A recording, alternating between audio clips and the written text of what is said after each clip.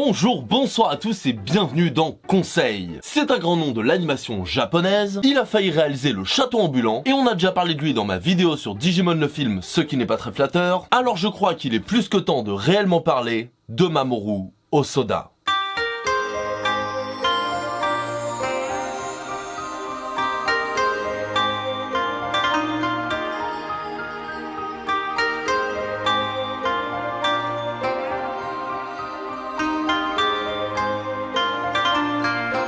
Animateur et réalisateur japonais de 53 ans, Mamoru Hosoda commencera sa carrière en 1991 au studio Toei Animation. Mais avec une petite recale par Ghibli avant, ça fait toujours plaisir. Il deviendra animateur pour des séries comme Sailor Moon ou DBZ avant de passer au storyboard dans la deuxième moitié des années 90. Et c'est enfin en 99 qu'il passera à la réalisation sur les deux premiers films Digimon. Et si vous voulez plus d'informations, j'ai fait une vidéo sur le sujet. Par la suite, il sera en pourparlers avec Ghibli afin de réaliser le château ambulant, mais le projet n'aboutira pas faute d'une vision artistique commune. En gros, il voulait pas faire du Miyazaki et ça a saoulé Ghibli. En 2005, après qu'il ait dû avoir bien le seum de voir le château ambulant en salle, il réalisera son premier long métrage avec le 6e film One Piece, Le Baron Omatsuri et l'île secrète. Et c'est cette même année que tout commencera réellement pour lui, se mettant en freelance et collaborant avec le studio Madhouse pour sortir un an plus tard La Traversée du Temps, suivi en 2009 par Summer Wars. Sauf qu'Hosoda,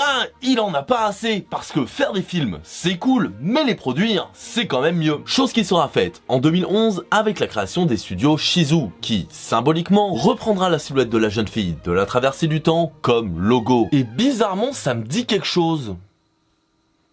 Non, je dois me faire des idées. Le premier film du studio, coproduit par les anciens collaborateurs d'Hosoda que sont Madhouse, et le chef-d'œuvre sorti en 2012, Ameyuki, Les Enfants Loups, qui, si j'ai besoin de le préciser, est un putain de chef-d'œuvre. Depuis, Hosoda Sensei a réalisé Le Garçon et la Bête en 2015, Mirai ma petite sœur en 2018, et Belle qui devrait sortir, si tout se passe bien, allez on y croit, va-t'en méchant Corona, en été 2021. Mais bref, maintenant qu'on a bien joué à Wikipédia et qu'on en connaît un peu plus sur le réalisateur, on va pouvoir aller un peu plus en détail dans son œuvre avec notre sujet du jour, Le Garçon et la Bête. Et oui, on reparlera d'Hosoda en fin de vidéo.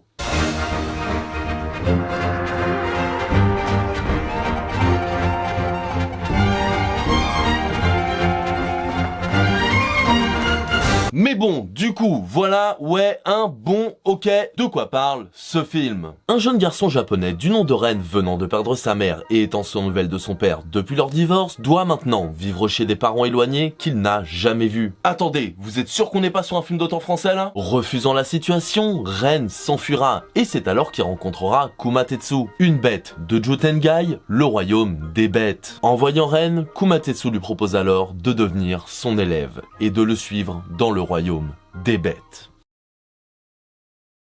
Mais pourquoi? Tout simplement car le seigneur du Jutengai va bientôt se réincarner et doit alors trouver un successeur. Deux candidats et rivaux sont alors possibles. Yozen, le favori du peuple, et Kumatetsu, le challenger. Problème pour ce dernier, afin d'être un réel choix possible, il faut absolument avoir au moins un disciple. Et Kumatetsu étant quelqu'un qu'on peut appeler de difficile à vivre, n'en a aucun. Là où Yozen, de son côté, en plus de ses deux fils, a toute une école.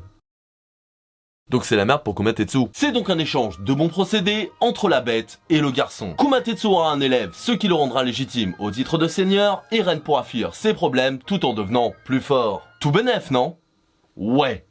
Sur le papier. Parce que si Kumatetsu a un caractère bien merdique, en plus de se révéler être un maître pitoyable, Ren n'est pas en reste à défier sans cesse son autorité dans le plus grand des irrespects. Ce qui finira, bien entendu, par une dispute entre les deux. Le film verra alors s'ils peuvent se comprendre, quelles sont les conséquences d'un humain dans le monde des bêtes, et s'il y a un espoir d'apaisement pour Ren et Kumatetsu. Bon, le résumé, c'est fait. Du coup, vous pouvez maintenant partager, liker, vous abonner. Ah non, merde, ça c'est à la fin de la vidéo. Du coup, voyons ce que vaut le film. Alors, si vous avez déjà vu Ameyuki, et je me répète, mais si c'est pas fait, voyez-le. Aucune surprise pour vous, Le Garçon et la Bête est sublime. Particulièrement les décors, les arrière-plans et les effets de foule, vraiment fat et impressionnants. Tokyo paraît grandiose et immense, tandis que le monde des bêtes semble vivant, riche et réaliste. Un univers maîtrisé qui, même si j'aurais aimé encore plus de diversité, nous fait voyager. Et ça sans aucun problème, le tout à grand effet de waouh dans la gueule. Oui,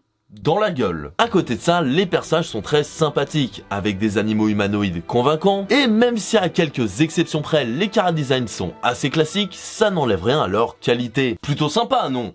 Alors oui, sauf quand on mélange le tout. Parce que, et principalement à Tokyo, même si ça arrive dans le monde des bêtes, quand on mélange les décors, les arrière-plans et les foules avec les personnages, eh bien le contraste peut être assez visible. D'un côté, on a quelque chose de léché, propre et sûrement aidé par ordinateur, et de l'autre, des personnages qui, même s'ils sont tout aussi beaux, ont un style beaucoup plus fait main. Ce qui rend, à mon sens, le tout pas toujours homogène, avec une vraie différence graphique entre les deux. Et pourtant, je me répète, mais l'animation des personnages ou des décors en elle-même, elle est très bonne. Mais c'est vraiment le mélange des deux qui me fait tiquer. Après, c'est peut-être juste moi, hein, j'en sais rien. À vous de me dire. Référencement commentaire. Et au final, ce qui aurait pu être incroyable n'en devient que très bon. Parce que oui, je pinaille, mais ça reste magnifique. Avec une fluidité exemplaire, de vrais moments de bravoure et un mélange entre animation à la main et ordinateur qui, malgré quelques défauts, passe souvent très bien. Alors, des jolis décors et des beaux personnages, c'est sympa, mais si t'en fais rien, alors tu t'appelles Avatar. Et c'était totalement gratuit. Pour Osoda, tu sens que l'aide par ordinateur était pas là pour rien. Des mouvements fluides et virevoltants, des décors qui pètent la classe, une baleine à la fois belle et flippante, même si l'effet retombe, mais on y reviendra. Et un putain de sabre trop stylé dont la scène me fait grave penser au combat Sangoku Piccolo.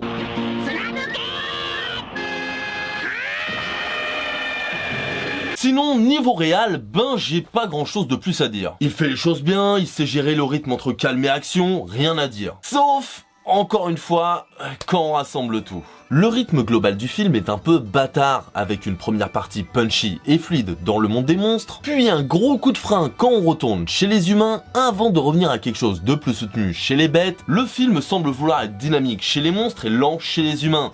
Alors ça peut être une intention de réalisation, une façon de montrer l'opposition entre deux mondes un peu comme l'avaient fait les Noces funèbres de Tim Burton par exemple. Mais ici, pour moi, ça casse la fluidité du film plus qu'autre chose. Alors, ce n'est pas non plus mauvais, et ce sera selon les sensibilités de chacun de voir dans ce choix un défaut ou une qualité. Surtout que les raisons sont assez compréhensibles. Bien séparer l'ambiance des deux mondes, apporter un côté joyeux et dynamique chez les bêtes et plus sentimental chez les humains, je comprends. Ce qui va de pair et est d'autant plus ressenti avec les éléments narratif du film.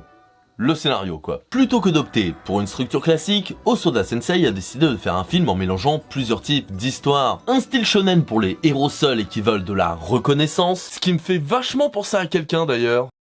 Un côté fable avec la réincarnation, les ténèbres dans le cœur de chacun, ou tout simplement dans le monde des bêtes, et quelque chose de plus terre à terre avec le monde des humains. Et en soi, ben c'est loin d'être une mauvaise idée. Au contraire, ça permet de pas refaire la même chose qu'on a déjà vu 1000 fois et donne au tout un côté rafraîchissant. Mais c'est aussi très casse-gueule. Ce mélange rend le film trop surchargé, allant d'un style à un autre et donnant l'impression de devoir courir après chacun d'eux en permanence. Et même si le film s'en sort extrêmement bien, tu sens que cet équilibre est malgré tout fragile. Ce qui encore une fois se ressent avec les différents rythmes entre les mondes, le tout en flirtant parfois avec le trop plein. Mais si le film fait tout ça, ce n'est pas en vain, mais pour soutenir ses thèmes. La plus évidente étant le rapport père-fils / maître-élève de Ren et Kumatetsu. Le prof qui apprend autant que le disciple tout en se reconstruisant l'un l'autre, c'est classique, mais ça marche toujours. Et ici c'est parfaitement exécuté. Et si ça marche autant, c'est parce que le film ne se contente pas de ça. Déjà, l'évolution des personnages, que ce soit individuellement ou dans leur rapport, marche très bien, en étant vraiment touchante, avec un mélange entre métaphore et réalisme qui fait toujours plaisir. Et même les rôles secondaires, qui bien sûr sont bien mis en avant,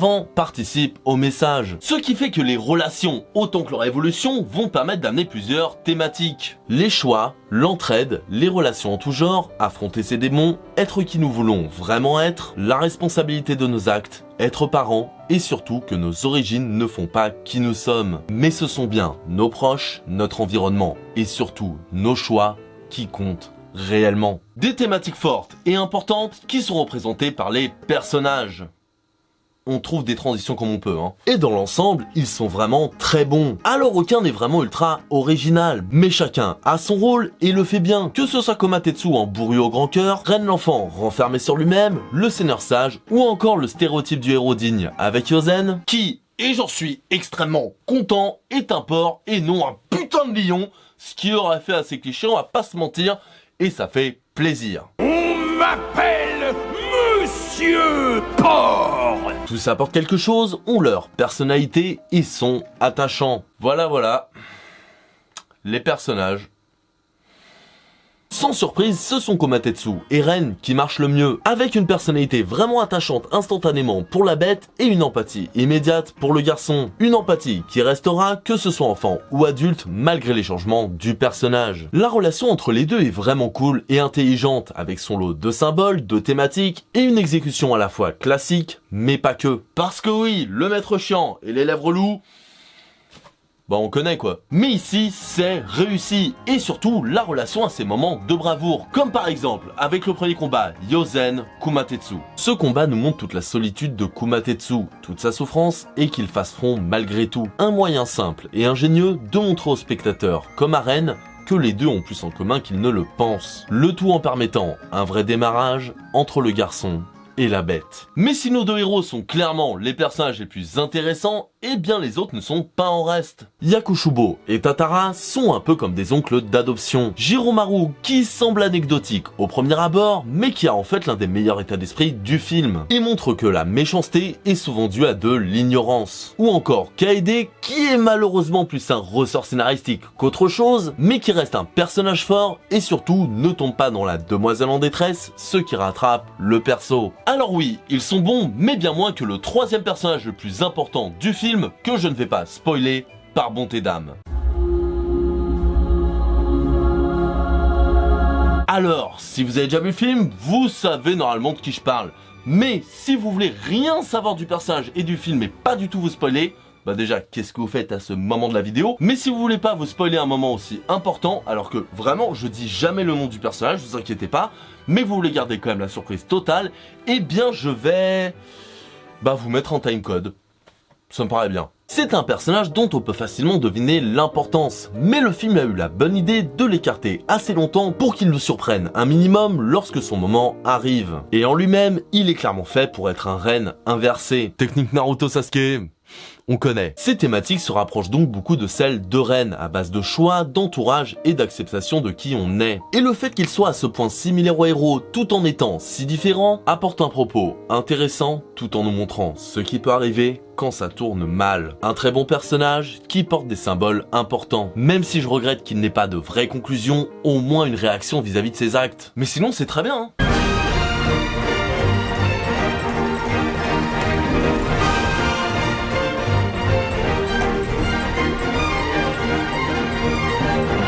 Pour conclure, je vous conseille évidemment Le Garçon et la Bête. C'est un très beau film dans tous les sens du terme, avec de bons personnages et des thèmes importants. Je regrette juste que la bande son, même si elle est de bonne facture et collant parfaitement aux scènes, ne soit pas plus marquante et surtout ait un thème vraiment fort. Mais sinon, vous pouvez foncer sans hésiter. Bon, ça c'est fait, et si on retournait à Hosoda? Je suis très admiratif de ce réalisateur. Alors qu'il souhaitait manifestement rentrer chez Ghibli, lorsqu'on lui a donné sa chance de réaliser pour le studio, il n'a pas voulu se renier, quitte à laisser en plan le plus prestigieux faiseur d'animation du Japon. Une décision qui a pas dû être facile à prendre, mais qui a payé. Car depuis, Mamoru Hosoda est devenu un monument, avec des films qui marchent financièrement, acclamés par le public, autant que la critique. On sent chez lui une vision du cinéma, une envie de liberté qu'il poursuivra petit à petit dans sa carrière. D'abord réalisateur de films à licence, il s'émancipera avec une adaptation littéraire, pour ensuite ne faire que des œuvres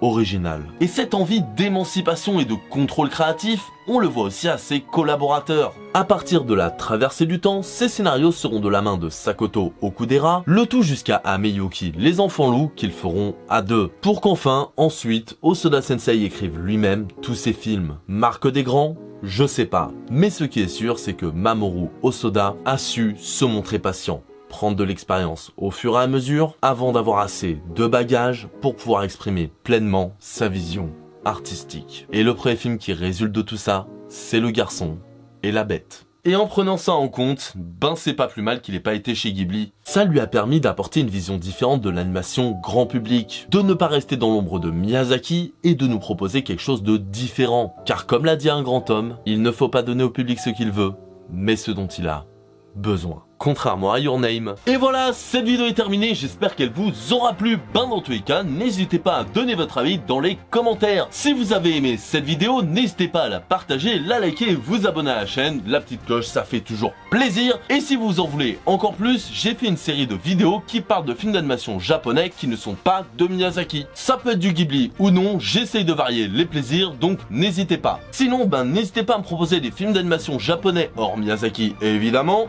dont vous voulez que je parle en vidéo. Peut-être que je les ferai, peut-être que je les ferai pas, mais dans tous les cas, ça peut me donner des idées. Et puis, référencement. Sinon, j'ai beaucoup trop chaud avec ce bonnet, donc je vais vous laisser. Et en attendant, passez une excellente journée, /soirée, insérez votre espace-temps. Peut-être que des fois, je dis kumetatsu au lieu de kumatetsu. Et si c'est le cas, désolé.